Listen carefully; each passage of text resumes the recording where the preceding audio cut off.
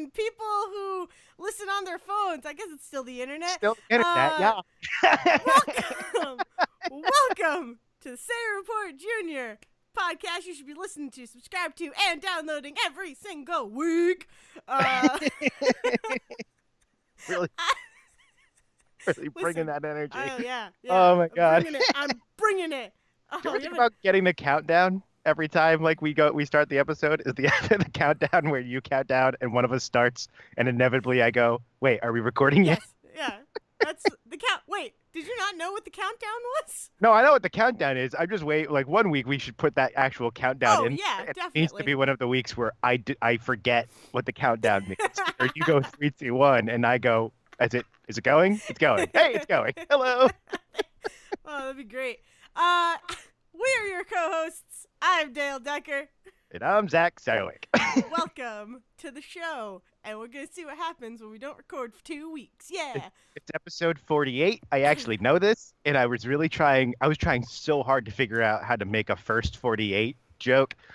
I might be doing this just so that we can name the episode the first 48, by the way. I mean, Please tell me you know what I mean when I reference that. Oh, thank God. I was really worried that I would reference the first 48 and you would be like, I don't know what that is. I didn't watch Court TV 10 years ago.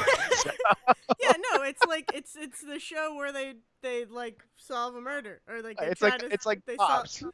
Right, it's Yeah, cops, but they're like, yeah. it's always murder, and they're always like, the first 48 hours is the most important hours in an investigation. Oh, The yeah. likelihood is 90% that it will not be solved after that. Yeah.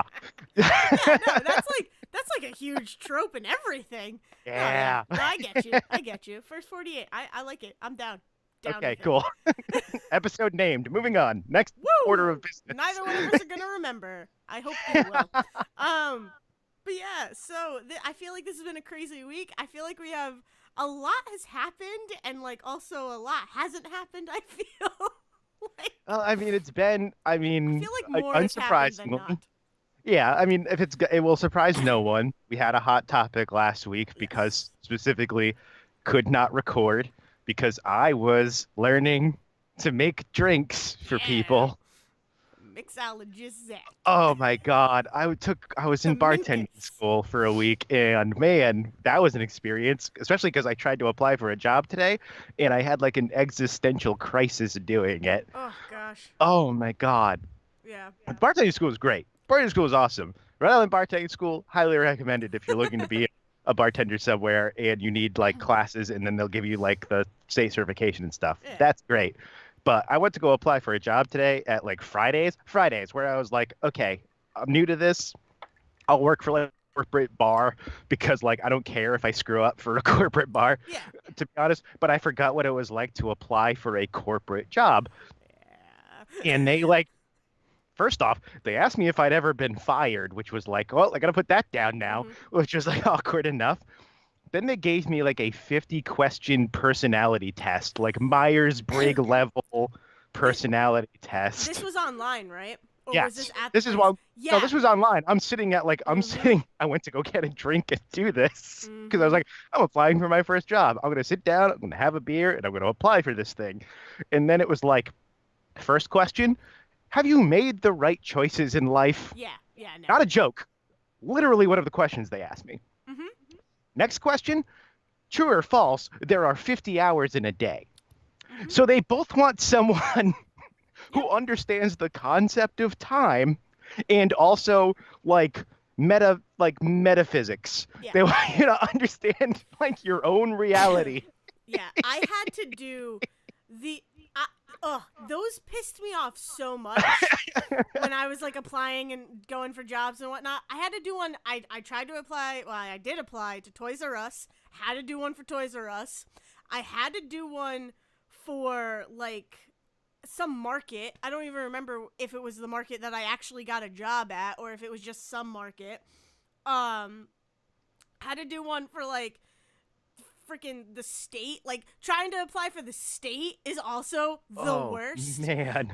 You have to like pass a typing test and all of that, and I'm like, I can't. No, I tried the test, and I'm not a fast typer, and I need a job now. Like, let's keep going. Let's keep doing this. So like, oh god, Yeah, those are the worst. And they're like, "What are your?" And like they have also the standard. What are your weaknesses? What are your strengths? And then it's Right. like, That was "What the other would you?" thing. And then they give you scenarios, right?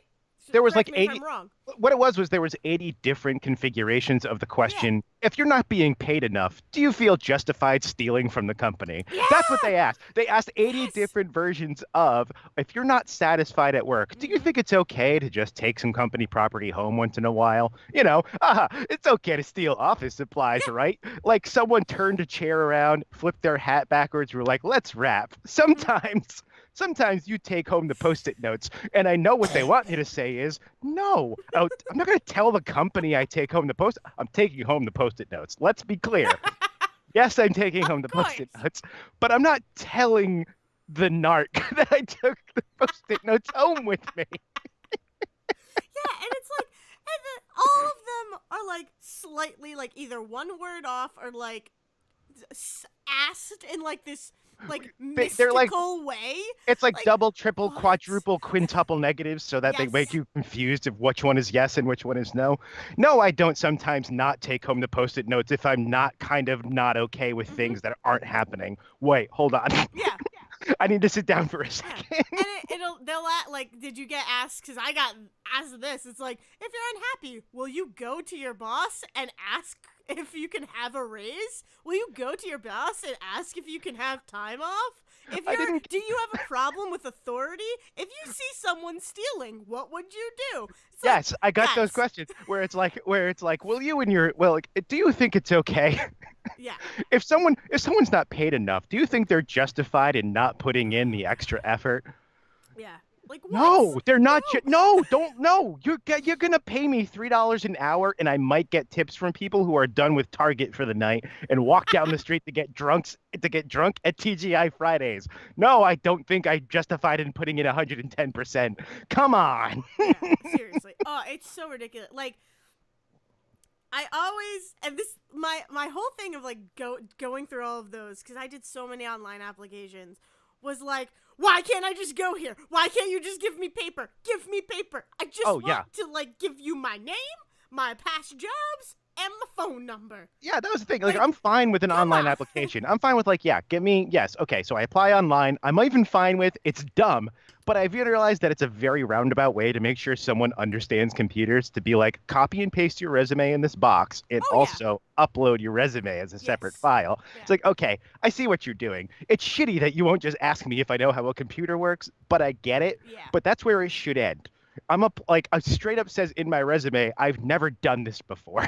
Yeah. I'm gonna sit down for an interview where you can ask me that question. Don't give me a 50 fucking question like questionnaire about how I view my life choices at 29. Yeah. No, they're so ridiculous. Oh, And and they that was take forever. oh yeah. And they're timed. It's like a timed quiz, Oh yeah. unless the They don't tell TGI it. Fridays wasn't. So it didn't say it was timed, but I'm sure if it took me more than like 30 minutes, Oh yeah. something would have timed out without telling me. Yeah. Mhm.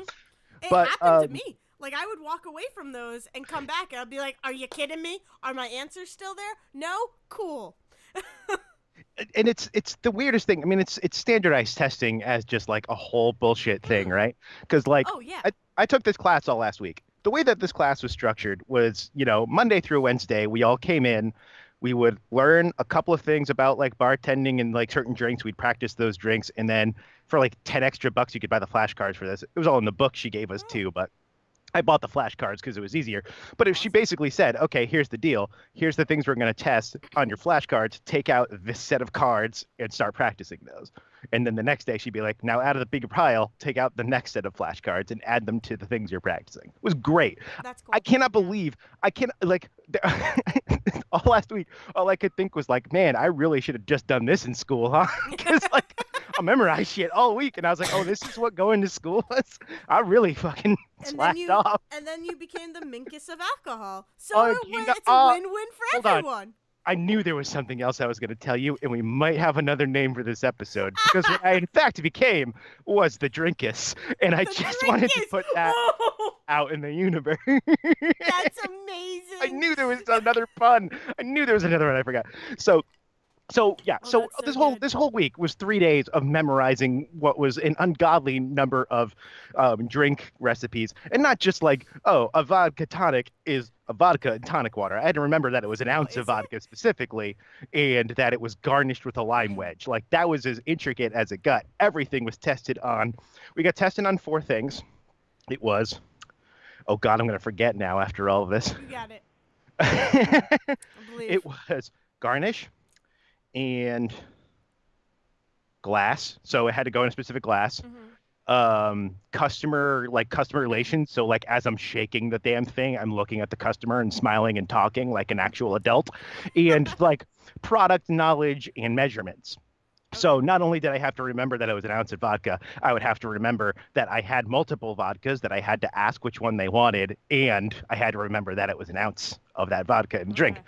So so we memorized, God knows, like 100 drinks. And then Thursday, what happens is we get split into two groups because there was too many of us to go at once.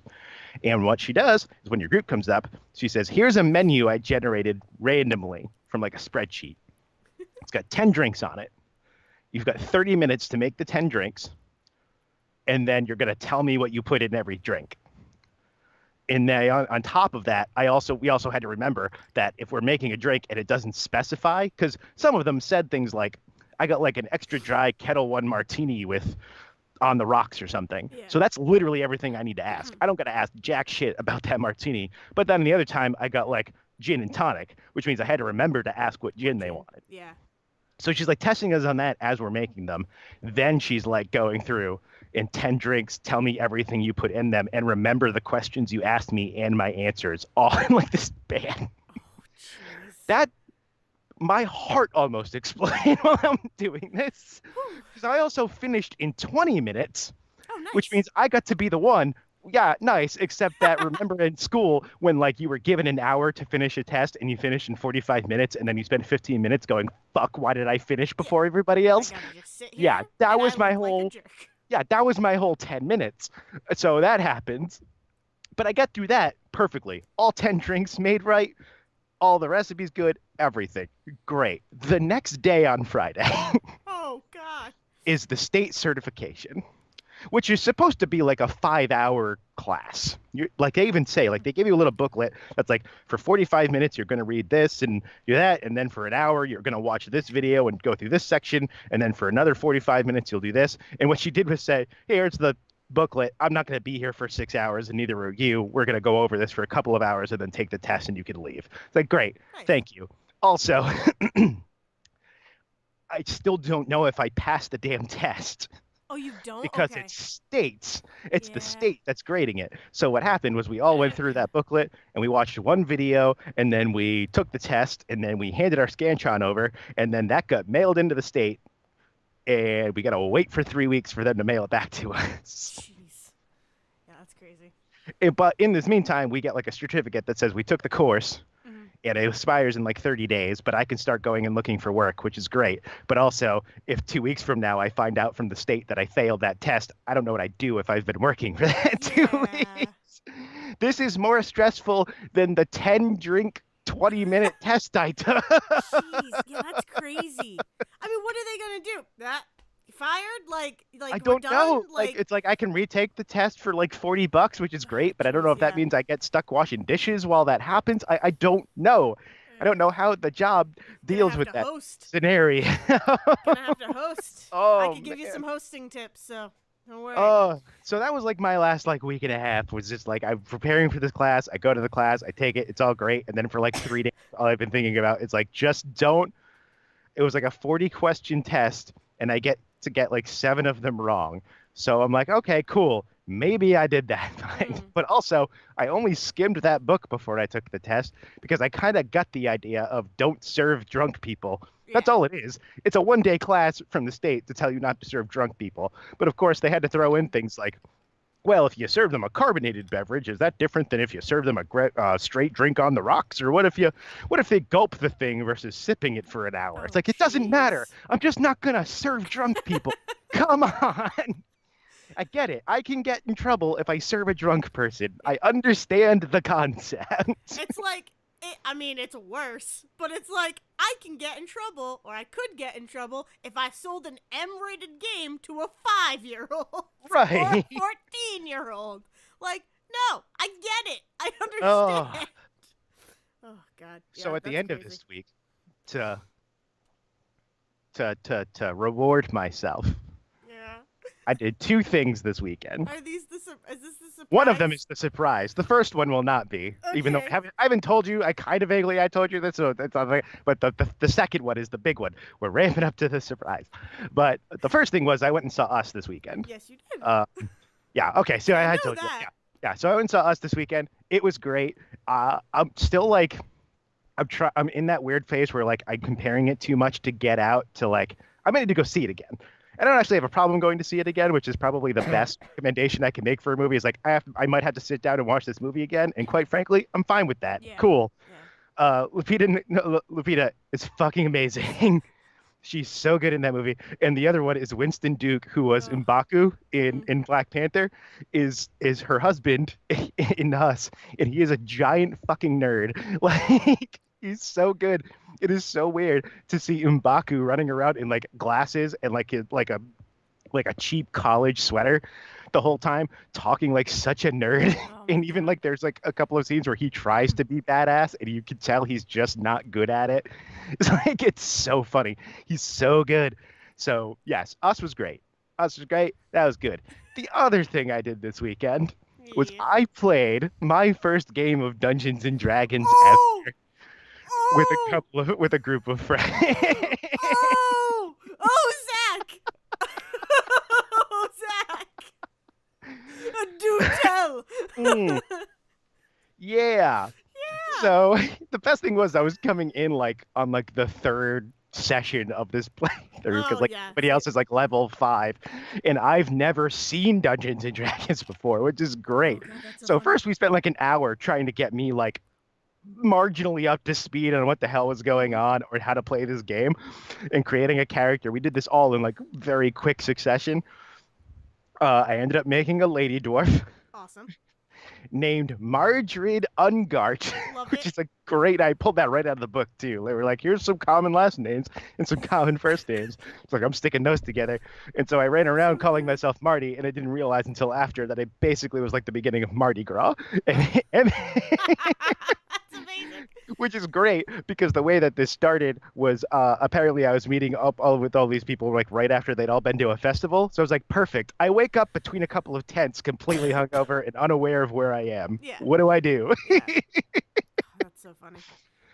uh, Dungeons and God, Dragons is it was fun for a game that literally was like, when all is said and done, what we all did was we all woke up really hungover and found each other and left town. That's it. That's all that happened in like this 2 and 3 hours that we played this game. yeah. It's so like I'm so weird with Dungeons and Dragons. Like I feel like I need to just find a good like group to play it with before I actually get into it. But it interests me. Like I like people at work have a Dungeons and Dragons like club kind of, and like they tell me the stories, and I'm like that sounds crazy. Sounds like you guys had a good night. Like, Yeah, like I had talked to a friend back when I was still in New Mexico. I had talked to a guy about it, and he was like, "Oh yeah, we were playing the other night, and like we were all walking around town, and then one of our guys just kind of peed on someone's shoes to see what would happen." I was like, yeah, "Wait, what?" He's like, "Yeah, that's a thing you can do," because that's what really like the basic concept of D&D, where like, which is a thing I knew, but it was like a hard thing to conceptualize till I finally played, which was what really happens in D&D theoretically is you just go, I want to do this thing. What do I roll to do it? That's all it is. yeah, Like, I want to do a thing now. Do it. Can I roll to do that? And then Mhm. someone goes, yes, or not really right now, but we can do that later. Like, yeah. like I woke up, like my character wakes up in the, like middle of a fucking midway with like tents and carts rolling around me as they're like wrapping up this festival where I just kind of got hung over and Mhm. passed out in a corner somewhere. And so like I didn't know anything about what's going on. And so I just wake up and they're like, okay, so what do you do? And I was like, well, I guess I just start. Here's the thing. I have no money compared to anybody else in this game. Yeah. So I guess I just start rocking up to people because they're packing shit up. I was like, what if I just start walking up to people and asking if they need like a bodyguard? Can I do that? And they're like, yes, you do that. We'll get back to you. And we just went on to other stuff. Yeah. And so as they go around, we get to another character. My friend Kevin is playing. First off, he's playing Leonard McCoy from Star Trek. Literally the name of the character, Leonard McCoy. And he's like, "Here's what I'm doing. I'm standing on my cart in like snake oilman sale style. Yeah. I'm selling hangover cures." And that's when I piped in. And I was like, "Hey, wait a second. What if I needed to come get a hangover cure from you? What happens next?"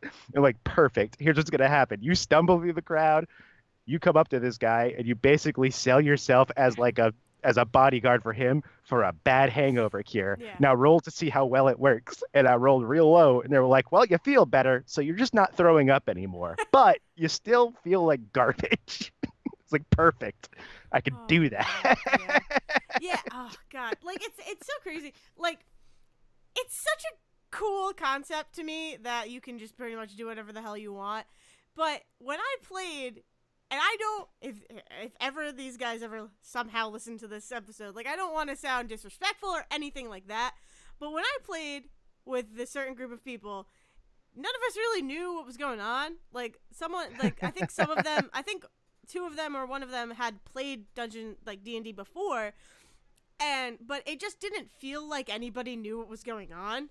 So like you had like those moments where I was like, I'm gonna do this, and they were like, no, you can't, and I was like, but I'm pretty sure I could. Just let me roll my die. Right. Like, The short answer is let's see what happens. you can try anything. Yeah. Let's be clear. You can try basically anything. There's a role for almost anything you might want to do. Yeah. The question is whether or not you're successful with that, depending on the number you roll. Exactly. But like So, it just felt like I couldn't do anything that like I was asking if I could do, and they were like, no, you can't do that. No, you can't do that. And I'm like, but okay, it's okay. I'm gonna stop then. And I'm just gonna sit behind. I'm just gonna sit back and just roll stuff without you telling me to roll. Fine. And then it was like I also didn't I guess I didn't understand or like get used to the fact that you literally can just jump in like you did. Like you right. you were I jumped hey, in at level, like we wrote a level 5 character no, for me but in I like an hour. yeah. Like that's the thing. Yes, you Yeah. can just jump But in, and you can often write in the idea, like depending on where you are in the story. I got lucky that they just happened to be in a town, so it's like, oh, in a town, that means literally a stranger could wander up to you. People, perfect. oh I yeah. can work with that. No, So I mean like jump in as in like other people's turns kind of thing. Like, yes and no. Like we yes weren't in the and middle of no. a fight. We're in the middle of, like, if you're in the middle of a fight, that's the only time there's like a set order. Everything else, you can kind Yeah. of pipe up and be like, I want to try this now. Which I didn't like feel like I didn't get or anything like that. So I would just sit back and I'm like, yeah, I'm just gonna wait for fighting because that's the most fun of this. I just like rolling dice and Yeah. seeing if I attack. Like, I guess the role playing aspect of it didn't mesh with me, but again, it could have been how I was feeling towards the game itself in that moment. They also like were like, you need to use voices. I'm like, okay. I don't You can get to the voices need eventually. to You can use get a to the voice. voice. Sometimes you don't find the voice for a while. Yeah, That's no. fine. Like it was funny because what I had was a character in my head. Like I have no idea how well it came out for other people. But have you watched Russian Doll on Netflix at No, all? not yet. You should. First of all, Yeah, I we might know. talk about that next week. But Natasha Lyonne, you know Natasha Lyonne from Russian Doll. Do you know who that actress is? Have you watched Orange is the New Black or American Pie or But I'm a Cheerleader? Um, Any of those? no. Damn it. You should watch, maybe not American Pie. That probably doesn't hold up, but you should watch all the others. Okay, So Orange is the New Black. Is she the like main girl in Orange is the New Black? No, Blonde? she is like like maybe the second, like, I want to say sidekick. That's something bad one, but she's got like a raspy voice, and she's like big frizzy hair Oh, and anything like that. so I Does that think I sound know familiar? who you're talking about. Yes. Like, have you? Yeah. But have you seen, even like, let me put it this way: have you seen like a preview for Russian Doll? Like even just like scrolling through Netflix. I've seen like the pictures that happen. Okay, yeah. Yeah. So yeah, the yeah.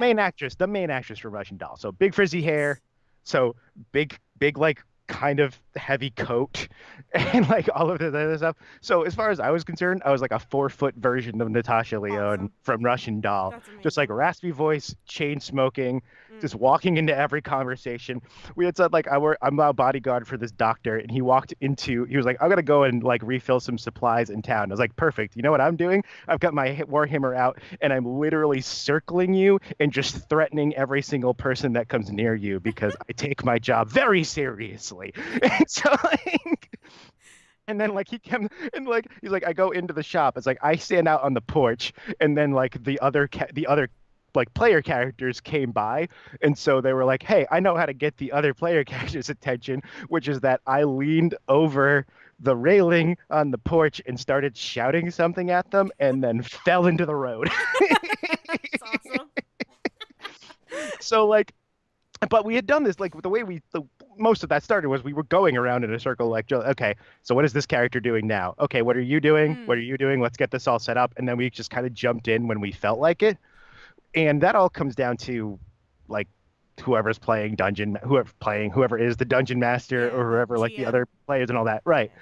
So that's DM. part of that is like feeling out your group and figuring out what's okay. And like I don't know. I walked into this where it's like I've never done this before, and these people have known me for years. So really, I feel like if I'm doing something shitty, they'll call me on Oh it. I'm yeah, just yeah, gonna yeah, do whatever I want until they yell at me, yeah, and it just worked out. yeah. But the other thing is like there's other game systems, right? So Dungeons and Dragons just one, and that's cool. It works out the way it needs to for certain people. But what I really want to try is there's a game system called Fate, and the Fate system is based off of everybody only has two six-sided regular die. Uh That's it. huh.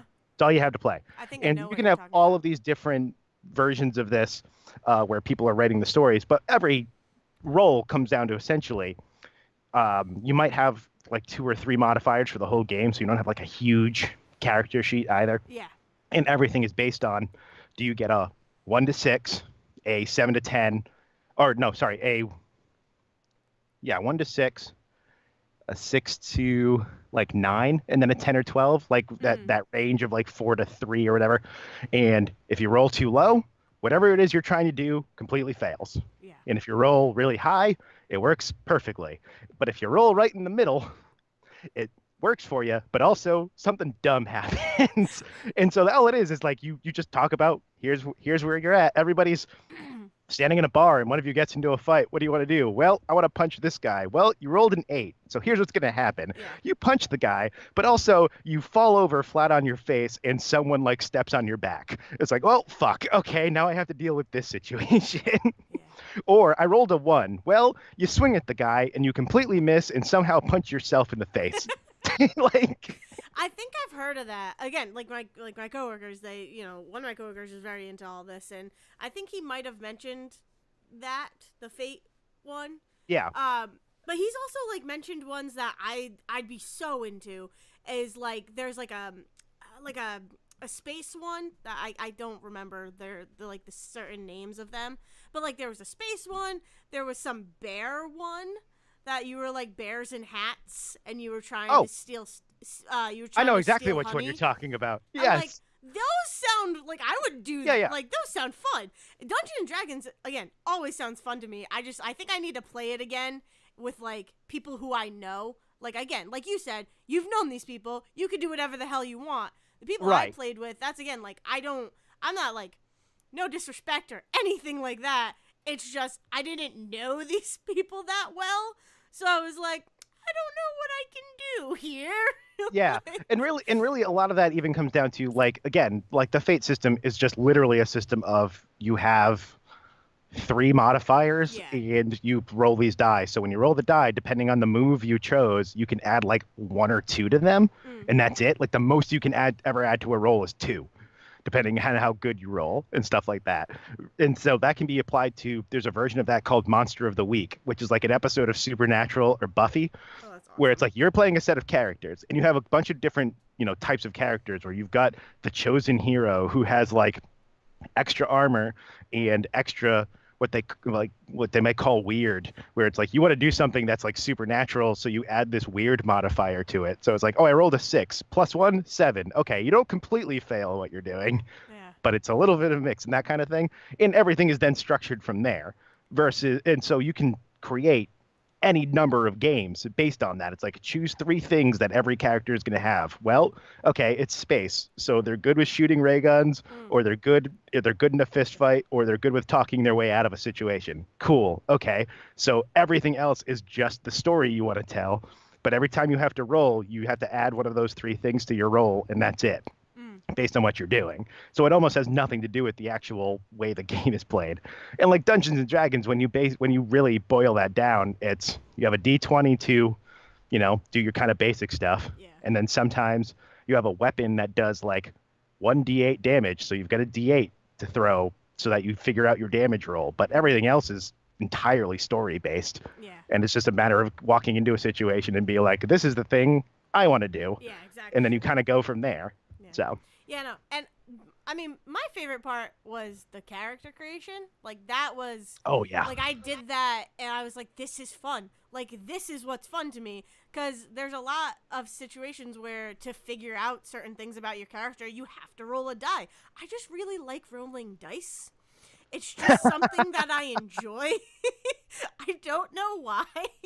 And in certain situations like that works where it's like a die isn't just thrown for combat. Like, that's the big one. Yeah. But there are situations like Dungeons and Dragons is also built out so when you walk into like a bar and start talking to people like, I need information from you, roll a die, because that's going to determine how much information I give you. Yeah. Or I ran into a guy and he's dressed really fancy. Roll a history check to figure out if you recognize the guy. And it's like, well, you got a middling one. So it's like, well, you've heard his name before, but you don't really remember why he's famous. And then it turns out the guy is the fucking mayor or something. like that's cool. Like, that's crazy. And like, I don't know. I need to play it again, I think, is what boils down to it. I'll have to find some version of the play.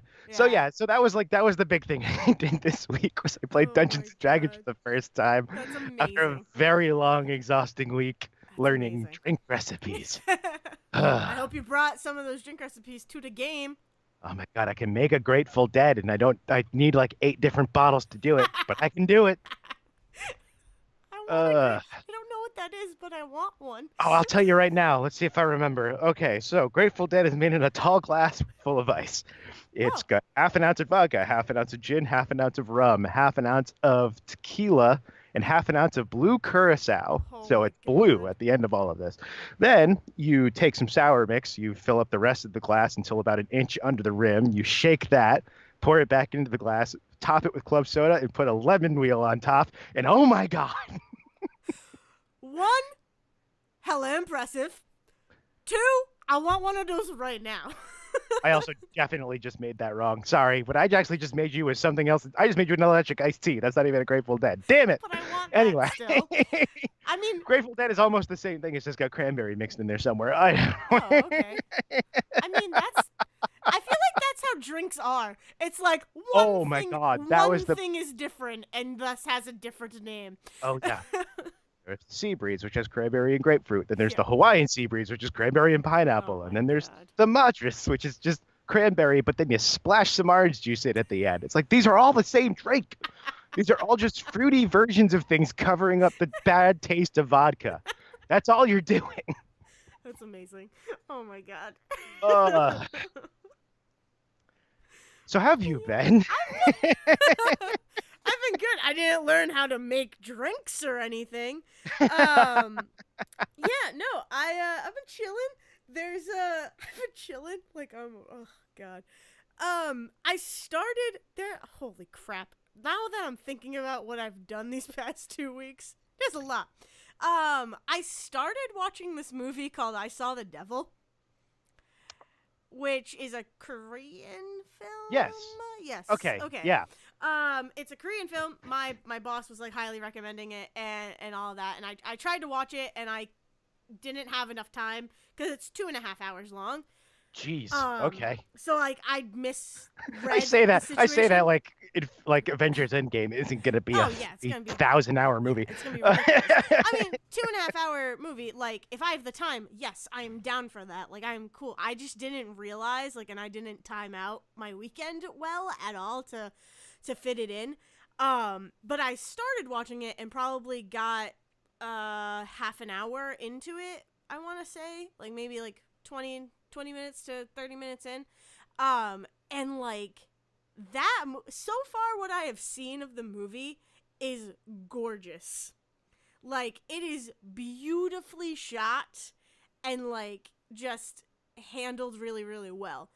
The movie is basically a revenge story, for anyone who does not know and who wants to look it up, if anything like that. But it's basically a revenge story, and I watched the trailer for it, and basically everything in the trailer is within that first 20 minutes, which was crazy. And I'm like, oh, okay. I have no idea what's going to happen next now. They're much better at marketing films in Yeah. Korea than we are. I'll tell you that Like, much. there obviously, like, there are some scenes in the trailer that don't happen because they're, like, heavier and, like, like, way more fast-paced. But, like, the opening of the trailer is literally the opening of the movie. And it's basically this guy's wife gets killed by this dude, and the husband like starts going on a killing spree, like to avenge his wife and their unborn child, which like that might be a spoiler, but hey, whatever. You're probably not gonna watch. I mean, the most that like that feels like that type of thing that's like I can't imagine the spoiler being like, oh, this one important person was killed to him, so he went on a killing spree. But surprise, he actually had two important people stolen from him. Like, so, okay. But the whole like so yeah, and it's marketed as like a horror drama kind of thing, in like a slasher film kind of situation. But it was so beautifully like first of all, what is shown on screen is incredible and like scary. Like it's scary because it's actually showing you someone getting beat to death, like showing her bloody body getting dragged, and then like he starts chopping her up. Like this is all within the first 10 minutes. He starts chopping up her body, and like I've never seen something like so real on film before. Like I was like, this could be a real person. I could be watching a real thing happening right now. And okay. I forget sometimes you haven't watched a lot of the same like gory torture porn stuff that I've watched. No, I haven't. So like I imagine that like certain movies that you've talked about have these scenes, but I also feel like even in like monster movies or something like that, where they have these bloody gory scenes or like an HBO show or anything like that, where they have these scenes of people getting killed, it is cut in a way that is also beautiful because it hides everything, but it's so quick cut. Like the scenes in I Saw the Devil are so drawn out. There's no cutting. They're just long shots, and they feel long. It is just like, okay, yeah, this is scary, but I'm so into it. Like, have you seen Audition a Korean film as well? I can't remember. Seen that, no. But that's another one that's like got those long, drawn out, terrifyingly like way too real shots of violence. Yeah. I mean, like, it's just, yeah, it was crazy. And maybe I should start getting into horror movies if this is how American horror movies are filmed, which I have a feeling they aren't. It's so just because the closest thing we probably have is like the Saw movies, right? Yeah. And like the first one probably gives it the amount of like horrific reverence that it deserves. Like there's a difference between filming a shot in like glorifying the violence versus filming the shot and being like, look how horrific this is. Yeah. And like maybe the first Saw movie does that, maybe. And definitely the rest of them are like, look how violent, and let's all laugh at and enjoy how violent we can make this scene versus this thing is horrific because you're supposed to feel uncomfortable watching it. Yeah. I mean, there was just like, and like the set pieces and the prop, like the body props of the woman are, again, they look so good. that I was like, yeah, they just killed someone in Korea for this movie. Like it, I mean, they didn't. They did not do that. I'm just saying the attention to detail. Like there's a scene where again, this is all within the first 20 minutes of the movie, so it's not huge spoilers or anything. But they're like looking for the body parts and whatnot. And there's a beautiful shot of a guy walking through this water, like this canal, and he sees like hair, and he calls over, the chief forensics guy, and he like pokes it's a head. You can tell it's a head.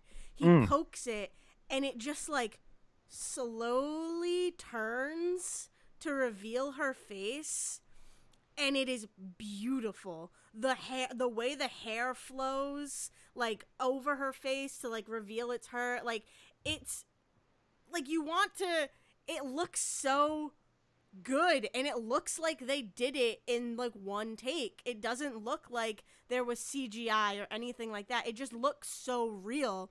And like I think that's what we forget about foreign films, is that sometimes they do the shit better than us. Yeah, and it's interesting Like, because, and like, I don't know what year this came out. I forgot to check before I talked about it. I But was literally just looking at it because I had a question about it. But I can tell you right now, it's 2010. I mean, it's a yeah, 10-year-old so movie. it's a 10-year-old Yeah. movie, but like we had CGI in 2010, like, and I'm sure that like the Korea did too. Like, Well, yeah, because Korea also, like, right around this time or a couple of years later is when The Host comes out, mm, and that's a huge CGI monster. And that, have you ever seen The Host? no, Oh my God, it's so good. You've got if to it's watch a The Host. monster, I It's will. yes, it did you see Snowpiercer? Yes. Yeah, same guy that made Snowpiercer made The Oh, Host. I'm okay. saying this so confidently right now. Let me check that. But yeah, so The Host is like a big kaiju horror Oh, movie, that's right? awesome. See, It's I love great. that. It's fantastic, but it's also, big giant CGI monster. Mm. Um Oh, that's nope. I lied. It's not the guy that made. Oh, no, it's the guy that wrote Snowpiercer. I Oh, don't think okay. he directed it, but it's All the same right. writer of Snowpiercer anyway. And Okja, that was on Netflix a few years later. Okay. That the like weird hippo elephant Korean movie Okay. that was on Netflix years later. So, but yeah, like it's interesting where like the foreign market outside of Hollywood is that it's hard to like for some reason maybe it's just because as Americans they try to tell us this constantly and they're always lying that other countries don't put in the same amount of effort or money to make their movies. Oh, it's But a I also total think that lie. what it comes down to is that in Hollywood they have specifically been like we put all of our money into CGI versus practical effects Mm. and other countries just went fuck that, we're just putting all of our money into Well, practical effects as best as possible. yeah, exactly. And it's crazy because yeah, America is like we're just gonna do it. We need to be churning these out as fast as we can. Where and that's always been the Hollywood like That's been the studio American. system for That has been the ages. studio Yes. system for ages. I mean, and it has slowed down. But you look at I'm just because I was looking at it like a couple months ago, so it's fresh in my mind. Like John Wayne, like John Wayne was in maybe like 15 movies a year or like maybe 20 movies a year. Like it was an insane amount of movies because yes, they were shorter. They were quicker to make. So they could just churn them out and that idea, that thought process hasn't gone away, but the way it happens has gone away. So it's like we need to cut budget. We need to just make this thing. We can't sit in a studio or sit in a factory and build these things. We're just going to use a computer because guess what? Someone can be sitting at the computer while we're filming these scenes and it could just go all in afterwards. No, it's just Right. I mean, the it's other part of that is like we need to, in a cheap horror movie, we need to blow up this person's head. yeah, If we only have one one hit. physical model of that, we can only blow that head up once, Yeah. as opposed to we can take as many shots as we want on digital, so we're not even wasting film anymore Yeah. to get the shot we want with our cheap character actor to sit here and But do this and then fill it in later. And we don't actually care that it doesn't look that great because, quite frankly, we got the shot we wanted to make it work. Yeah. Yeah, it's also like this idea of to bring in like the censorship and all of that happened and how yes, it has become a little bit more lax. Like people are allowed. There was this big one, this big rule in their censor code that like stuck with me, and it's like people aren't allowed to get away with shit. Like a villain isn't allowed to get away with stuff on screen or anything like that. People like no matter what, people cannot get away with things. That yes is slightly still true in the world that we live today, but like there are still villains who get what they want. Right. That's And become like much more of the like it's no longer part of the code, but it is yes. part of how people learn to make movies. And so it's almost like we don't give it's unwritten rules. It Yeah. becomes unwritten rules of like, oh, if you're only ever taught that the villain never gets away with it, then the villain never gets away with it when you Yeah. write your movie. And then someone comes in and goes, but what if? Yeah. What if I can subvert that idea? But Because like there's technically not a rule saying I can't. yeah. Yeah. Yeah. It's crazy. But like John Wick, that movie that would never be able to get made because it's a dude killing other dudes and he's the good guy. Like they would never allow that to happen.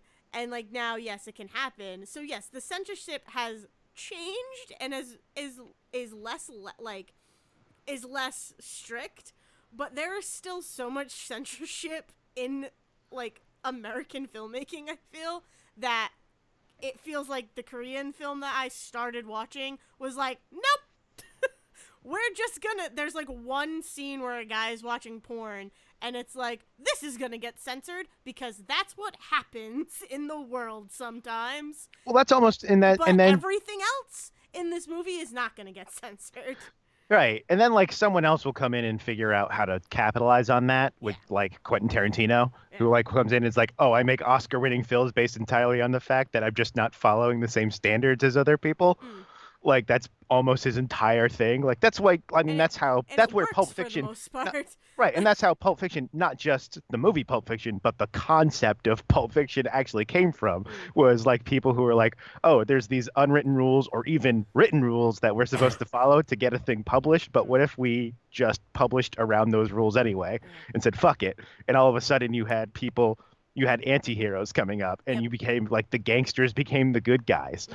like you said, and like Yeah, all of a sudden you could have people like getting away with like murder. or you could have Literally Dirty getting Harry. away with You could murder. Like, literally have Dirty Harry, who gets 5 movies, except for the fact that after the first movie, the man should have probably been put in a fucking prison for the rest of his life because he was a cop that was just like, fuck it, I'm just gonna shoot the bad guys till they're dead. yeah, no, it's crazy. It's cool, but it's like you said, this is how people have learned to make movies. So of course, like that censorship is still like in our mind, but we're not meaning to censor things. It's just that's what we've learned. Well, that's It's like crazy. I would have Like to listen it's to it again. One of my favorite podcasts out there. Again, welcome back to Zach's podcast corner in episode 48 is stuff you should know. Do you remember how stuff works on Discovery Channel? The show that would be like, here's how things get manufactured oh with like yeah, boring I shots of loved that conveyor show. belts. Yeah. I So loved so that show.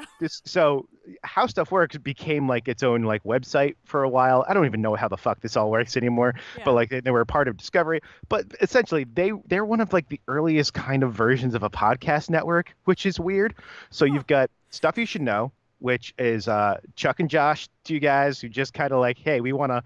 It's like the anti-Say Report, specifically our senior thing where they're like, we're the podcast about nothing because we're Seinfeld.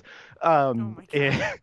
The Stuff You Should Know is the podcast about everything. Their like stated purpose is, what if just two guys sat down and picked a topic and tried to learn about it for this episode, and they just did that for literally everything. It's great. It's wonderful. I've learned so many wonderful things listening to that podcast. But one of the ones they did was on the rating system. Oh, okay. And yeah. the fact that the MPAA rating system doesn't actually have very many hard and fast rules anymore. Nope. They just specifically, it's all quote unquote anonymous, and they very specifically kind of cherry pick kind of more conservative people to be on that voting board. Yeah. That anonymous voting board. So like even like you get to say fuck once for a PG-13 Yep. thing. It feels like a rule, but that's not actually written down anywhere. That's just kind of a thing they all agreed on one day. Yeah. Yep. And like there's all these weird things like what gets an R rating versus a PG-13. So like a PG-13 movie can get away with a little bit more sex as long as it's straight sex, but the second it's gay sex, it's an R rating. Yeah. Or like you get away with Oh, way more violence in a PG-13 than you do in an R, and like it doesn't. Yeah. But like the more you try to do it's all crazy stuff. But like, but again, specifically because there are not these rules anymore. Yeah. These rules don't specifically are not written down somewhere. They don't get a handbook that says you're part of the MPAA now. What actually happens is that like a group of people get told you're all going to watch these movies beforehand, and then you're going to give us our recommendation, and then we kind of average it out, and that's how we get a rating on things. Yeah. Which is also why some things, like sometimes it's like a PG movie and they say shit and you go, wait, how did the PG movie get away with saying shit? It's like because these 20 people sat in a room and decided they didn't care. And they said shit. It made sense for the scene. or even like they weren't paying that much attention because they were watching it at home or something. Yeah. Well, it's like there's actually, funny enough, because this was just like in my head, Smallfoot, there's a scene where someone says crap. And it's like, yeah, it's not shit, but it's still crap. Like, I mean, that's Shrek. still not for a kid to hear. Shrek, I've got to save my ass. Exactly. Oh, gosh. Yeah. But like those are specifically adult jokes. So they're like, yeah, adults will be okay with this. Let's move on. It's crazy. Oh, man. Oh, man. But yeah, I mean, other than starting watching a movie, there was this little, I forgot we were still on the first thing. Yeah. All right. there was. Other than starting a movie. It's the most adult thing I've ever heard. Well, I started a movie, but, halfway through, I had to go to bed. I haven't got back to it. Yeah, So. Oh, man. I mean, yeah, it was cool. I have two more stories, and I don't know if I want to. I'll save one of them for later. This is going to be a little bit of a longer episode, everybody. Oh, yes, because I still got like two other things I got to get to. Seriously. That's bad. Oh, God. So I'm going to save like video game stuff for after. But last night, I went to a new bar. Okay? Ooh. New bar, which is always exciting. It was called... It really sounds like there's a butt coming. I'm sorry. No. Okay. It was just like a funny experience. Oh, okay, cool. Because I got like excited, and then I went, wait a minute, what if this story turns? No. So I went to this place called Boneyard, and this place used to be a golfing range / mini golf course place, and it did not work out apparently. So you pull in there, it still has the golfing sign. That's all I wanted to know. I was about to be like, I need to know if there was still just like the bones of a mini golf course around this bar. Yes. Beautiful. And you terrifying. You walk in and it's kind of like a mini country club feel. Like it's like this huge, like tall ceilings, like a huge bar. And when I say huge, I mean like bigger than you'd expect. Yeah. Oh no, I already have like I have a New Mexico bar I could tell you about after this. That sounds almost exactly like that. Yeah. That feeling. Yes. So we walk in and like it is cool. It is a cool like place to be. And like you pull in and you see this little mini golfing course and I'm like, "Oh my God." Like I just want to go on it. You get the moment. You get that one thing that's like, you know what I want to do, and I get really drunk and play mini golf. Yes. That's what I want to do. And I almost wonder if like they allow people to play mini golf or if it's just like for decoration. I just picture like a bunch of people taking just like a driver in mini golf balls.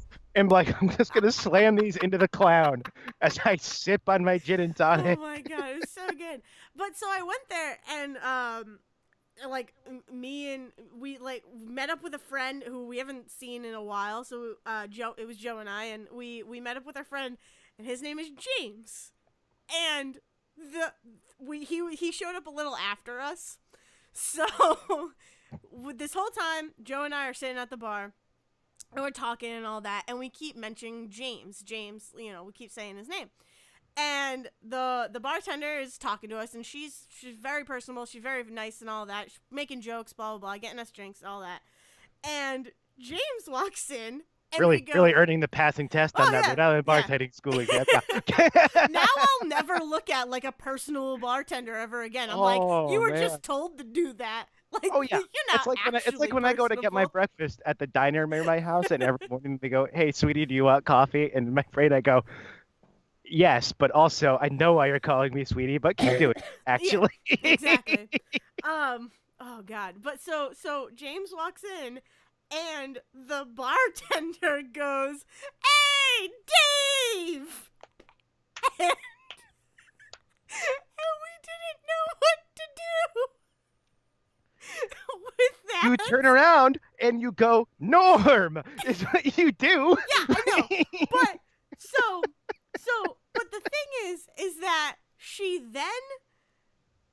called him Dave for the rest of the night. Oh God. And we never corrected her.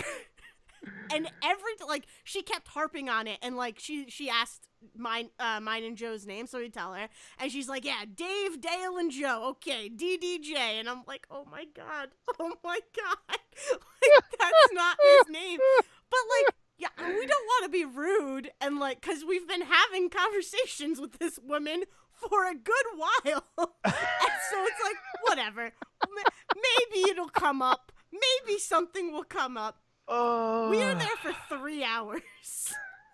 And we're drinking, we're having fun. She's loving us and all that. We get to the point, and also the worst part about it, all of this could have been like nipped in the butt if Oh yeah. if she carded both Joe and I. Did not card James. Because she was like, I know you guys are all the same age. It's fine. He looked under 30. Yeah, no. Or over 30 or whatever. Yeah. Well, Yeah. so she was like, yeah, I trust you. You guys are fine. And I'm like, if you had looked at his license, you would have seen that his name is James and not Dave. Let's be fair. This also could have been avoided if one of you was willing to say, yeah. "Oh no, it's just James. Sorry, you must have misheard us." Well, yeah, you're not wrong. But like we were having fun with it too. So like we would call him Dave for the night. It was like a good time. The best part is like I said, we haven't seen our friend James because he's been working and all that. We haven't seen him in a while, and like it's one of those friendships where after you haven't seen the person for a couple like months, years, whatever, like the fact that we could just slip right back into high school or like slip right back into like college times and all that. Oh yeah, this D&D group I just played with is all people I went to high school with Yeah. like the exception of one of them. Yeah. I went to high school with all of the others. Like I totally get that. Yeah. So it's like as soon as he sits down, we're like right back into the friendship. And so we're making those jokes. We're having that like, that fun, calling him Dave and all of that. And, we're drinking. And it gets to the end of the night where we have to pay, and she looks at his card and she's like, God. wait, Oh no. Wait, Oh no. Wait, where's Dave? Wait, Oh Dave, dear God. where are you? And she was like, James? And he goes, yeah, James is a nickname. Dave is my actual name. And she goes, no, it's not. James is your name and Dave is the nickname. So like, still not right. Dave has nothing to do with it. Such a top 10 anime betrayal. You just like, no, what she was doing was giving you the out. She understood exactly what happened and went, no, no. I'm going to correct this and run away. It was so funny. But she was like, whatever. Like she handled it pretty well. I like felt a little bad that none of us, it was like to the point where it had gone on too long for any of us to fix it. Oh man. Until the check came. And yeah, it was, I mean, we're probably gonna go back. No, I definitely. We're probably gonna go back. I definitely am planning on going back because, like, not bad pricing and all of that. We had, I mean, like, it was a $77 bill, right? There were, in total on that bill, 2 meals, 8 beers. Oh, fuck. Oh yeah, there was between 3 of you. It was okay, between 3 of us, yeah. So, but like on the single bill, on like the first bill or whatever, it was 2 meals, 8 beers, 3 shots of whiskey and 3 car bombs, Irish car bombs. And it was $77. How have I not gone out drinking with you? Yeah. What is that list of drinks you just gave Okay, me? that's not usually how I drink. I mean, it is something that I will partake in, but it's like, it was because, like, I haven't seen my friend James in so long. We're gonna have a good night, you know?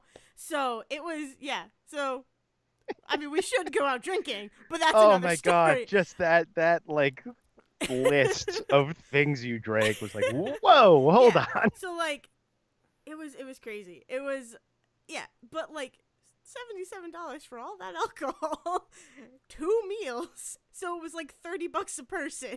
That's not bad for a night out to a bar. No, it's not at all. At all. It's really not at all, especially around here. Yeah. Seriously. So I will definitely be going back, and I highly recommend it. But yeah, I can't believe we kept the facade of his name being Dave and, like, never saw it backfiring on us. Oh my God. And then the check came. It's ridiculous. It's like, again, that's almost another episode of this like Dale sitcom. It's just the whole day, the whole episode with a fake name, and then it's like this will never backfire on us, and then a check gets dropped in front of you. And you go, fuck my credit card. Yeah. He was like, it's a family name. Dave is a family name. Yeah, Like, oh I was my like, I love that his immediate reaction was James is a nickname. James, the name on my credit card is the nickname. It was ridiculous. It was, Because oh, I often have my credit card as my nickname on it. yeah. It was so much fun, though. It was a good Oh night. God. I just, like, her face looking at, oh, I feel so bad now that I'm thinking about it. Her face looking at the card was just, like, so confused. I don't know. Oh We should've- man. Here's the thing.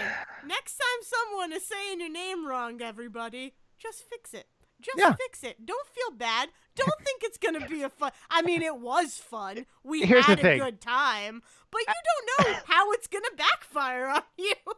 At the same time, the number of times I have had the conversation where someone calls me Jack and I say, no, Zach. And they go, right, Jack. And they're like, no, Zach. And they go, okay, we'll get back to you, Jack. And then they keep calling me that. Oh, yeah. My name gets mixed up all the time. And I'm like, no. You're wrong. You spell it wrong, too. Oh, man. Ugh. Yeah, and then, I mean, the only other thing, there was this little game that came out a couple weeks ago, like 3 weeks ago, I don't even know. It was like, I don't even remember the name. Apex Legends? Oh, hold on. I don't think it was 3 weeks ago. I think it was like almost 2 months now. No! Yes, I think it has came out at not the been end of 2 January. months. I think No, it came it out at the didn't. end of January. Hold Yes. on. It came out in the end of January, and I only found out about it like 3 weeks ago. I mean, yeah, that's entirely possible, but I'm pretty certain it dropped because it dropped. Oh, no, first week of February because it dropped right after the Super Bowl. Did it? Oh That my was the God. thing. They had a commercial during the Super Bowl, and then literally it was you can download it now and play. Oh my That was God. that was like EA's big move during the Super Well, Bowl. Yes. my coworker told me about it, and it looked cool, so I downloaded it. And like, I think you could say that I've formed a bond with this game. I Oh, think- really? I Really? think Because I it's mean, I healthy. only have like a large number of text messages telling me about the backgrounds of these characters, which are not even available in the game itself, about how deep and rich these characters are. It's on their website. I know it is. I just love the fact that there isn't just like a bio page I for the know. legends I in the know. game. It's Yeah, I think it's a healthy obsession that I have. Maybe, I don't know. I cried while reading some of the bios. I'm in too deep with this game. It feels like how when I first started playing Overwatch felt. Like, I was so like obsessed with playing Overwatch and like in like wanting to know more about the characters, wanting to know more about the story and all that. But Overwatch just started becoming this thing where it's like, yeah, new characters. Oh yeah, we're changing how the characters operate, and we're nerfing them and buffing them, and all of this. And it's like, can't I just To, play the game that you released? Like, to be fair, that might still happen with oh, Apex down the line. It is I, only a month and a oh, half I out that know, that game has come out. I understand, and I am hoping that it's not bad. Yeah, I I mean, here's the hope thing. that it's not a bad change. Right. And the thing is that Um, like Apex blew up to the point so quickly yeah, that I feel like at the very least these core characters, if they were going to make that decision, they would have hmm by now. yeah, I can't say much about like the three extras, especially the one that just came out and stuff hmm like that. Like there might be situations where they like didn't play test those well enough or something. But like those core what seven legends that originally came out with it, six legends that came out with it, they're yeah, probably going to stay the way they are, unless it gets to the point. Like the other thing is, Overwatch has been out for 3 years, yeah. so like there could be a situation where 2 years down the line, Apex is like, we want to change something with one of these first Yeah, characters yeah, yeah, just yeah. to keep things fresh or Mhm, something. mhm. Yeah, no, or like add something or like add a mode or whatever. And like Right. I'm totally onto it. I am totally on board for that. Every now and then I will jump back into Overwatch just to see what happens, and because I still really do love those characters that are in Overwatch. I love certain characters that are in it, and I do like the gameplay, but it's like how I was when I first grabbed the controller and started playing Overwatch is exactly how I felt when I started playing Paladins, fell off the Paladins roller coaster real quick, and how I have first. I hated Fortnite because I don't want to build shit while I'm running away from people shooting at me. And also very specifically, there are not characters in Fortnite. No, Those like player models you're playing, they change randomly yeah, everything. yeah, You're and not it's like choosing a character, which is there's no fine. Like it, connection to them. Like right. even the I'm fine with the Paladins way that is. characters. Yeah, and I'm fine with the way it works in Fortnite because it's like a 10-minute match and you're done. Yeah. I appreciate that in Battlegrounds you're kind of quote unquote building this nameless character you have Mm, because you spend 45 minutes at a time with them. But yeah. like but yeah, it's as someone who never played Overwatch, Apex is like this interesting way of doing this of like having these different abilities and hmm you're playing these characters, even though I haven't looked at any of these background shit except for Wraith because we were asking about it one day. Yeah. So I was like, oh, I'll go back and Google that when I felt like it. Yeah. It's just I didn't expect to be because I've never played the Titanfall games, so I don't know Mm. the world of Titanfall. They interest me because I like robots, I like big mechs and all of that, and I like those kind of stories, but I just never. None of which transferred to Apex, which is really good. No, like This is really it's funny. because Apex is like all afterwards. It's like stuff after Titanfall, I think. So you still have those like two monsters that are out there in the ocean, but Yeah, it's which like we like noticed one night while we were playing. We're yeah. like, holy shit, look at those things out in the ocean. And then I What like is that? and then I tried to look at them and completely took us off course. Yes. And I was like, "Oh, so that's how Oh, this man. game works." Oh But man, no, the I like just early days of a battle royale game where everybody's trying to figure out the fucking controls are the yeah. funniest. Oh yeah. And like I had so much fun. And the thing about Apex too is like I like that you can just sit back. Like I like that it doesn't have to be constant action. Like some of the more fun moments is just running around, getting gear and then hiding. Like I'm And okay also with that. and also trying to get out of hiding and realizing that you have completely bottlenecked yourself into a bad Yeah. area. Like the other night we were playing this game and we were like, oh, we need to get to the other side of this mountain. And so I was playing a character called Pathfinder. It's a robot, shoots up a grappling hook. I'm like, oh, we can go this way through the canyon. So I shot my grappling hook up there, got there, and then turned around and no one had followed me. And so I was like, well, I mean, I don't want to abandon everyone. So I jumped down. You and I die.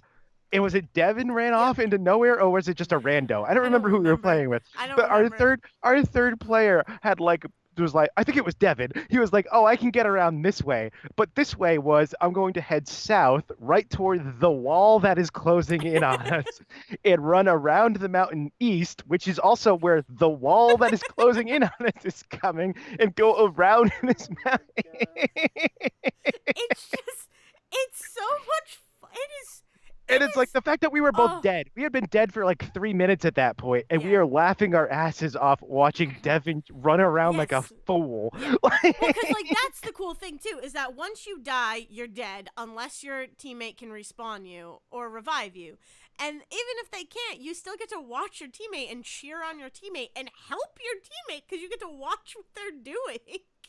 And it's like, yeah, I also like that if I'm dead, I can just sit back and, like, drink some soda, eat some food, like, play on my phone until I hear the sound effect that I'm being revived. Like, Overwatch, trying to eat a meal while you're playing Overwatch is virtually impossible because you respawn so quickly after you die. It's like, oh, guess I'm not eating for 5 hours. Like, I don't know. It's something about Apex that has just clicked with me, and even more so after reading the character bios. Like I told yeah. you. Can we talk about Gibraltar for a second? Uh, Just, oh my yes, God. please. Oh my Like, God. Dale's favorite character, everybody. I love Gibraltar. Gibraltar so much. Gibraltar. Mine is Oh still my Pathfinder, god. and that is literally because as a robot, I got to put unicorn stickers all Yes, over I me, like mean, after the first match, and I was like, "Well, this is my favorite now." So, but like I have loved Gibraltar. Like there was something about Gibraltar. Like even when I first started playing, I was like, this character, something about Gibraltar. I love. I love him. I like his attitude. I like his style. I like that he's like a shield guy. That he's like this barrier. I'm cool with that. And then I went deeper into the hole and found out all the beautifulness that like, is Gibraltar. why he is a defensive Yes, character? The fact like that they gave him a very good reason to be a defensive yes. character without falling into Ugh, very specific tropes. ugh. It's So, so like, good. yeah, It's yeah. so good. What's the So tell the story of Gibraltar really okay. quick because I want to talk about the fact that I think it's one of the best written like backstories to a character, but I want to know what that is first. Shit. Oh, I don't have it written like word for word out. I could give like I don't this. need word for Okay. word, but give me All the right. yeah. So basically, I mean, I have it basically memorized for word. So, anyways, so Gibraltar, his family or his parents were part of like this search and rescue team of volunteers, right? And one day, this is like literally how it skips. One day, Gibraltar and his boyfriend stole their Gibraltar's father's motorcycle to like go on a ride together, which like badass, like just badass. Um, and while they were taking their ride, Gibraltar and his boyfriend got stuck in a deadly mudslide that Gibraltar's parents had to save them from, and Gibraltar's father lost his arm while saving them. So then after that day, Gibraltar made this vow that he was going to become a protector, and because he saw the sacrifice that his father made in order to protect in order to protect them. So he was like, I need to do this. This is my calling, blah, blah, blah, blah. And I am totally adding subtext to this. Anyways, I mean, you are, then, but you're not. Like, I think it's just well written enough that like the yeah, subtext is is there. there. Yeah. Yeah. So then it like cuts to like it jumps to how he's in the Apex games, which is what the thing in Apex is called, and I didn't know that until I was reading backstories. But Right, like anyways, the fact like that it is specifically a competition to what's going on. Like there is like yes, an actual story to why all of these people are dropping on well, an island and fighting each other. yeah, Like well, from day one, I'm like, this feels like Hunger Games. Like it feels like I'm playing a Hunger Games video game, pretty much, because there are the care packages, there's the healing elements, there's all of these things that it's yeah, it feels very Hunger Game esque. which Which I are like mean, battle general royale, right, which those are general like staples of the battle royale genre. It's just exactly that like even Fortnite, I couldn't tell you why people like why Fortnite they're has a there. story Yeah. mode as to why everybody's like building shit, which is like their whole Save the World original Well, it's version because of of that game before zombies. Battle Royale came. Right, before the Yeah. Battle Royale version came out, there was plenty of story. And so like all of a sudden there's a Battle Royale version and that doesn't make any goddamn sense No. in that world. No. And Battlegrounds has never bothered to explain it. Yeah. Battlegrounds has never bothered to explain what's going on, which is fine because it's Mm-hmm. not based on anything. Mm-hmm. So just like, oh, it's just the way the game plays. Just play the game Yeah. has always worked. But just the fact that Apex was like, oh no, we are building this in We're an building a existing story. universe. We Yes. need to explain what's going Yeah. on. So it's so cool. So the reason Gibraltar like joins the Apex games because he sees his friends joining, and his friends are joining for like extra money or fame or glory or anything like that. But watching his friends go and like risk their lives, he was like, I still need to protect them. I still need to be a protector. And now, if I'm in the Apex games, I'm going to be protecting people like all the time, and I'm going to be protecting them and keeping them safe in these dangerous, crazy games. This is what I need to do in order like this is what I need to do in life. And it's just like, god damn it, Gibraltar. And Oh, here's why I love that backstory. oh, Like first off, like losing an arm, not the end of the world, like especially the sci-fi mm, world where people have prosthetics. I yes, understand that. exactly. Not I'm trying not very hard not to be ableist while I tell this story, No, no, but no, no. also I love that at least the very least they didn't kill one of his parents to do this, Oh, and they also didn't kill his boyfriend, yeah. and thus falling into the kill your gays trope. Oh, Like they didn't do any of no. that. They were just like, no, no, no. They understand that like he likes to protect people. Here's why he likes to protect people. And so he goes off to protect people. And we didn't have to be like ultra tragic to No. tell that Well, story. like I said to you, if his father, or like, because it doesn't really mention his mom, but his mom was there. Like it says his parents. I mean, Right. we don't even know if it is his mom. He could have That's very true. He like could have two he could dads. have He two could have, dads. We yeah. don't know. So his other parent, I'm gonna rephrase it. His other parent is never mentioned. Only his dad, and like exactly like I said to you, if his dad or his boyfriend ended up dying, I would not be able to play Apex without crying. I don't think I would.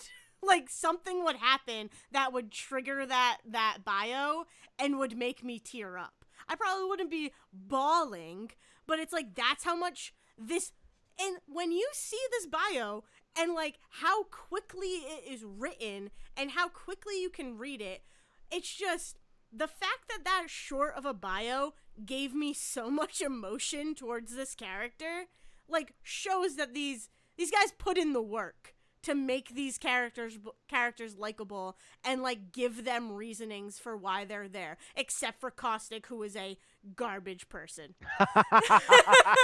Gotta have one. Gotta have one garbage person in there.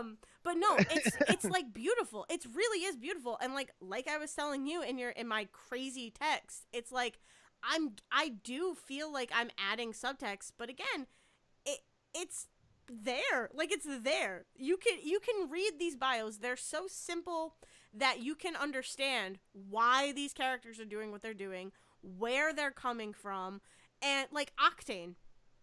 Like Octane's whole thing, he's a newer character that you have to buy with in-game currency and all of that.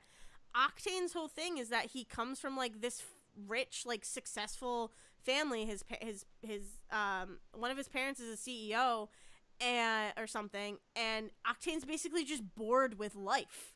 So instead of like being bored, he does like dangerous daredevil stunts, and one of them included like going through a gauntlet, like a running through a gauntlet, you using a grenade. Like he launched himself with a grenade. Octane also was inspired by a real life Titanfall 2 speedrunner who ran through a gauntlet in 12 seconds. Which, like, also very cool. But the whole thing of Octane being bored in life, like, yeah, no shit that he's doing these crazy stunts and all of this and making videos online because he probably doesn't get that attention from home when his parents are these huge successful people. Like he needs attention, so this is what he does to do it. And it's like, Uh, god damn it, Octane, why you gotta make me feel stuff? Background lore written for English majors is the fucking It's like, best, what isn't the it? fuck? It's like Jesus. Oh my god. And it's so I don't know. It's is so good. I'm so obsessed. It's bad. Like, I cried when I read Mirage's backstory because his. Oh, I'm gonna cry again. I'm not gonna cry. I'm not gonna do it, Zach. I'm not gonna Well, cry. here, let me allow you to let's step away from this. We'll get into the back end of this real quick because we have been going long. Oh We have. God, We've been but I going for need an to hour and talk. 20 I minutes. need to talk so much about the bad car product placement in Bones. Oh, yes, you It's do. so much worse I than need the to know Avatar this. thing. It's so much worse than the Avatar thing. That was bad. That episode is bad for a lot of reasons. Oh my, oh, it's so bad. They get in line, they buy their tickets ahead of time, but then because it's this is like pre like Alamo Draft House days, they still have to wait in line to get the Oh, right seats. So there's a bunch of people in bad Avatar cosplay for a movie that hasn't come out yet. Oh, it's so bad. Oh, it's so bad. But more importantly, season 5, watching an episode, and very clearly they're doing car product placement because as they're driving, scene opens up, establishing shot. Scion, I think it is. Might be oh a Prius. God. No, Prius comes later. This one's a Scion. Establishing shot of Scion driving down the road. Out of nowhere. Connected to no conversation whatsoever. Emily Deschanel, wonderful actress. Great show. Great. Love Bones. Oh I'm my on season God. 8. Oh Haven't my stopped yet. God. This is And really bad. the This is- line that comes out of her mouth Mm. as it goes from establishing shot to close up of the steering wheel Jesus. is, don't you see? I don't even have to worry about changing about cruise control. It's adaptive, so it'll change itself. I don't have to like hit the brake or Oh my anything. God. Fast forward like Oh 20 episodes to season 6. my God. Establishing shot of Scion driving down the road. Cut to close up of steering Oh wheel. my God. And John Francis Daly, little brother from Freaks and Geeks, and writer of Spider-Man Homecoming. Yep. Don't you Jesus. see? I don't have to hit the brake or anything. It's got adaptive cruise control, so I don't have to touch the steering wheel at all. My God. Literally the same ad That's it awful. put into the same show Awful. Oh my a God. season apart. That's so bad. And this is after things like there is a scene where they pull up to a crime scene, and then Emily Deschanel very wildly takes her hands away from the steering wheel, and it starts parking the car with that like Oh. auto parallel parking. Oh. And David No. Boreanaz, Angel, the Navy SEAL of SEAL Team 6 these days, goes, "Whoa, what's going on? Oh It's my like there's a ghost God. driving the car. What's going on?" Oh my God. That's Or another episode. awful. Or another episode where they're driving down to not even, I mean, characters that have been on the show forever, but not any of our main cast. Or like, they're definitely side characters, but not David Boreanaz or Emily Deschanel driving down the road, and they swerve to avoid something, and the car starts beeping and turns them back into the lane. Ugh. What was that? Oh, that's the swerve protection keeping you in the lane shit. Oh, really? I bet that would be cool to do again. Let me swerve the car one more time. And then the Okay. car turns them back in the lane. All right. That's awful for a television show, but let me tell you something. When I first got my car, it does something similar to that. Which, you've been in my car, Zach. I don't know if this happened while you were in my car, but when I go over a line, it will beep at me. That's what it was doing. It was yelling at them, though, swerving over the line. yeah, but I have to swerve back. Like, the car doesn't do it for me. But, like, let me tell you something. I would be lying if I said that I did not test that a few times. When I Oh first got man, it. it was But, just like, it that is so so bad. it is so obvious that there was a point in this show's life where they were getting by on car product Oh placement my God. because like every other episode they would do something that was very clearly there was even one I forgot. I think it was after the second adaptive cruise control thing, where they're like going through like the menu on the screen, like you would have, Yeah. and and David Boreanaz very clearly is like, oh wait, I can even get sports scores on this Oh thing. my Look at that. I can go god. through this all of these menus for you. Don't you guys have a murder to be solving? Like, This is like on the way to crime scenes, on the way to talk to family oh members my about their god. murdered family. Awful. Talking about like, oh, it's Awful. so bad. It's just so bad. It's such a weird thing to watch. Awful. Oh my gosh. Oh man, because that was like a weird period in time where like the only reason like Bones is also a show that should not have lasted 12 years because it did not make like any ratings whatsoever, but because they were willing to bring in all of this product placement money for Fox, they were like, "Oh yeah, no, here you go. Take all the money you want." It's also a show that like in season 1, which is like takes place 2005, so now 2 years after the Iraq War has started, everything is like, "Yay, America!" and America is great, and we're going to Afghanistan to save Americans. And then in season 8, they're like, "Man, 9/11 was weird, huh?" So like have Jesus. a whole episode where everybody talks about their 9/11 stories. And Jesus. it's not even like an anniversary. It's like literally like 7 years after 9/11 is a weird time period after 9/11 where they're all like, we have to, oh, let's get all the characters together, talk about our important things about how sad 9/11 was for Jeez. some reason, I Jeez. guess.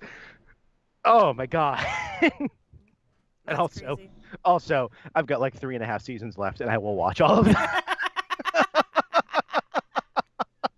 That's I dedication and also love. can't believe how much I like this show. I don't know why. I shouldn't like this show the way I do, and I can't stop watching it. Oh my god. That's so funny. It's also a show that, for some reason, has decided that we need to have like serious discussions about whether God and ghosts Oh exist. my god. Because David Boreanaz's character is very religious, and so we have to have a whole conversation about whether religion is worthwhile. And like that's like the whole series is him being super religious and her What? being super Wait, science. what? Yes, Oh like my a whole god. thing. It's like they're together and they have a kid, and it's like, are you gonna get her baptized because religion is blah blah blah? And he's like, well, I'm super religious, so blah blah blah. Oh my god. Oh, it's melting my brain, and I can't stop. I can't stop any of it. Bill Gibbons hasn't shown up in like a season and a half, and I'm very upset. Jesus. Oh man. I They've think killed like 3 side characters for mega drama moments. what? People keep getting shot. That's the other thing that makes me laugh is it's kind of like you know, like they talk about how Murder She Wrote is really weird because Yeah. essentially Angela Lansbury is like in this one town that's like the murder capital of the Yeah, world. yeah. Every week someone dies. They work at the Jeffersonian, which I don't think exists. Maybe it does, but it's basically the Smithsonian Yeah. in Washington D.C. And there's been too many episodes where like someone in the Jeffersonian was stealing something Oh or my god. smuggling something or someone gets shot from there. And it's like, this is weird, right? That this museum has this high of a murder rate among the people working here, and you still have people coming in. Like this should get shut down, guys. There was a side character who was funny. I liked him, but he also was there for like out of 3 seasons, he was there for like a third of those three Oh season gosh. episodes, maybe less. Because there's like a whole thing where their like main intern character leaves the show after like the 4th season. And so between season 4 and season 7, they have like essentially a rotating cast to Oh fill in my for this one goodness. character that's gone. And so he is one of those like 5 people filling in that thing. And they decided that one episode, they just had to shoot him because they needed it to have a dramatic moment, but they didn't want to kill any of the main cast. So they just shot the intern for that episode. Oh god. My god. Awful. And he gets a baby named after him Oh god. because sure. Cause like add insult to injury. Oh my God, there's a baby born in a manger. Speaking of religious Oh my episodes, god. there's a whole thing about how they're not allowed in a hotel because the hotel is doing it like a whole major thing, so they don't have any rooms. So they send them around back to the fucking stables. And they're born in a fucking manger. Jeez. Bones is like an insane show. Like I Fox is couldn't weird.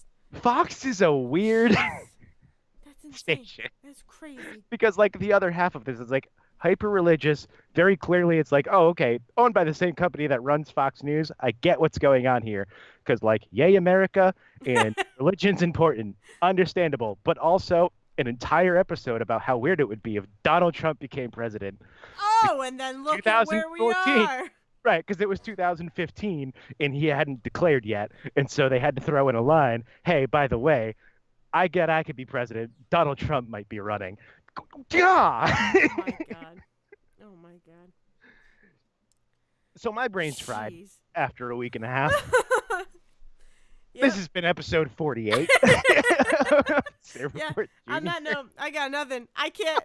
Like, I feel like my brain is melted after listening to you talk about Bones. God. I can't even imagine how it would be after watching it. It's just the even though honestly the thing that threw me off the most was what I usually skip the intro, and I Oh, didn't yeah. one day. I didn't for one episode in season 8, and I went, oh shit, they remixed the opening song. I didn't notice till just now. I wonder when that happened. Oh my god, you'll never know unless you go watch again. Go back I and won't. watch again. I can't. I cannot. Don't. It was also weird. The other weird thing Just was watch that a like YouTube compilation of all the openings.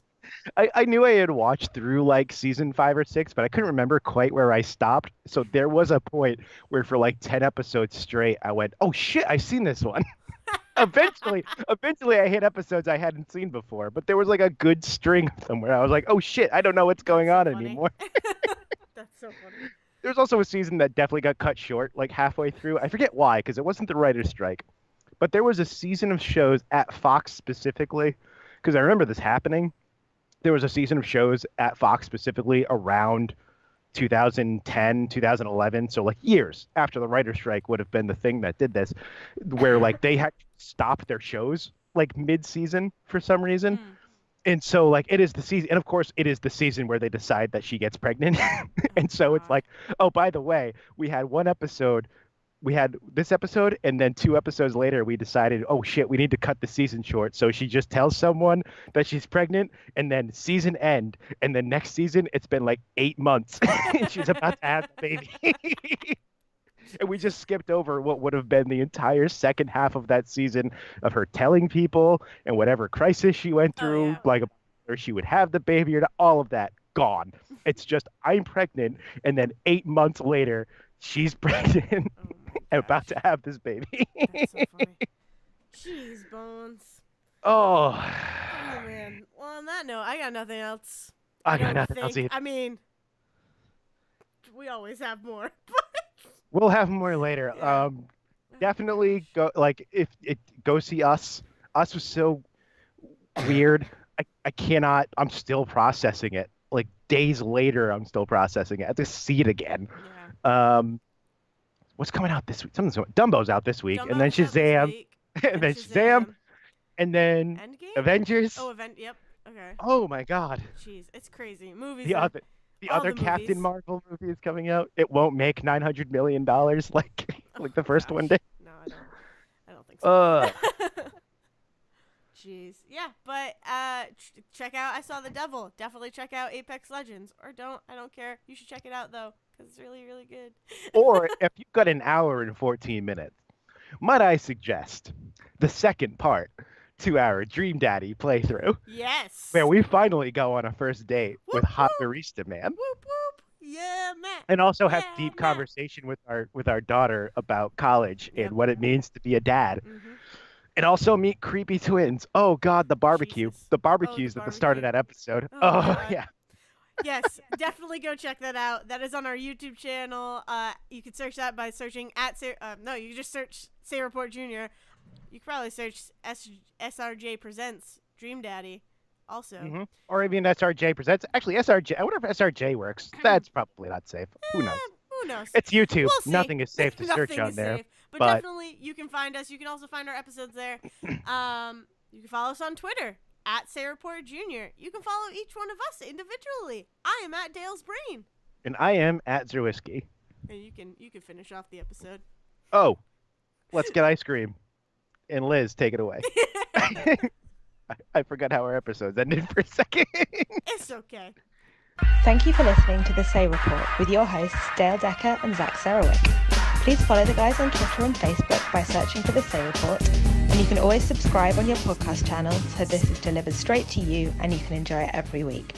With apologies to your mother, we'll see you next time.